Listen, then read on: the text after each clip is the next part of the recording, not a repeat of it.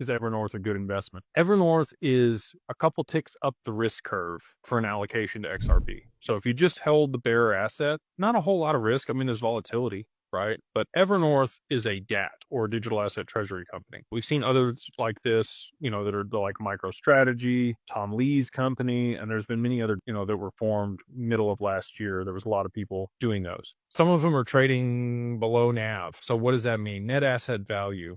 That means their share price is actually trading lower than a 1-to-1 with the amount of assets that they're holding. That's the problem with the debt. It can trade below the net asset value and can also trade above the net asset value. It's kind of like a levered play on whatever the underlying asset is. So if you wanted an exaggerated position on XRP, if you thought it was going to do well, and you thought that the company could manage its treasury well and generate returns and, walk back and forth between buying the stock and buying the asset and raising debt on the open market, then it's probably a good investment. But again, you're going to need a higher risk tolerance if you're participating in a DAT versus holding the XRP itself, because XRP is always going to be a 1-to-1. ETFs are always going to be a 1-to-1. Evernorth is kind of a moving target. It could trade below NAV and it could also trade, above NAV.